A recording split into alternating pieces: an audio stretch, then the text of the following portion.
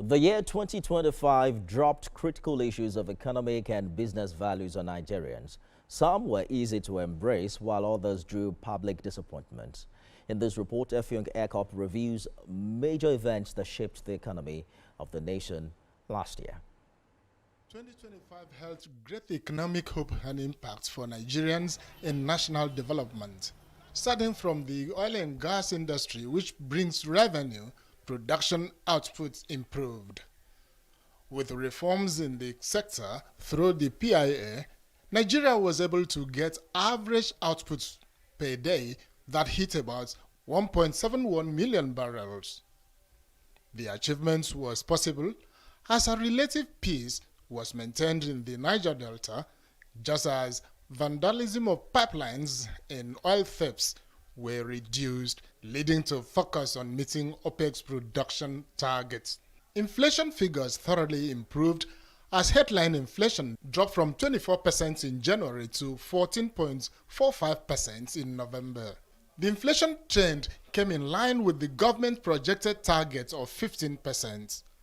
Many analysts point to dropping food prices and good harvests as farmers combined government assistance in fertilizer with business grants.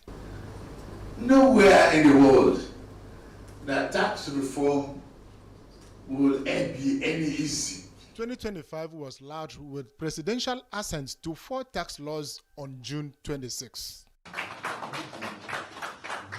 Apart from harmonizing the national tax system, citizens and small businesses with low capital and marginal revenues are exempted from tax burdens.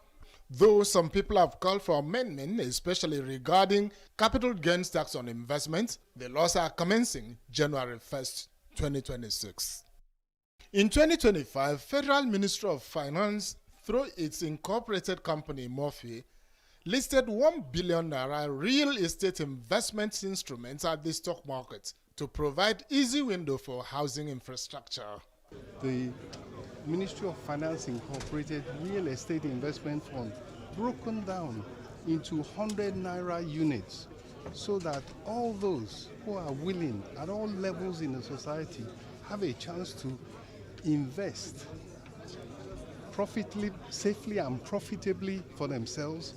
But more importantly, they are putting money into production.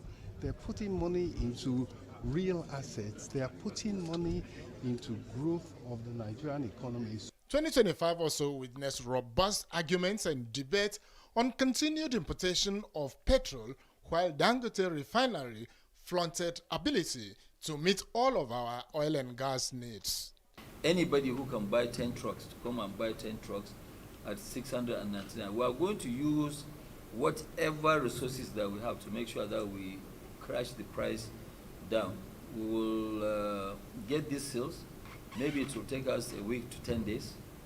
By the grace of God, within a week to 10 days, we will be able to deliver. We don't want to see, at least for this December, January, to sell petroleum product more than 740 naira. The Dangote Refinery, in partnership with MRS filling stations, forced down petrol prices at least to 739 naira per litre. Expectation is that private transport operators who buy cheaper products will downgrade transport charges for the masses. Coming to the stock exchange, it took upward swing at the beginning of the second half of 2025. From May to August, shares values increased based on market participation by domestic and foreign players. The stock market also introduced a T+2 trading cycle to speed up transactions and payments. This is the official transition from T+3 to a T+2 settlement cycle.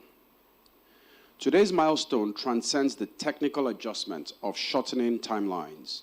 It represents a deliberate step toward strengthening investor confidence, deepening liquidity, reducing risk, and firmly positioning our market within the standards that define world-class financial systems. Still at the stock market, there was announcements of the exit of Mr. Haruna Jallo Waziri as the MD CEO of the Central Securities Clearing System.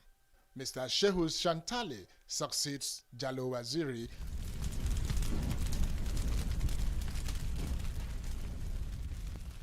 On the eve of Christmas, a raging fire engulfed Great Nigeria Insurance House on Martin Street, Lagos Island. 3 dead bodies were later recovered from the debris of the building. 2025 was a great year. It had a mixture of good and the bad. We say bye-bye to that year. Effiong Ekup, TVC News, Lagos.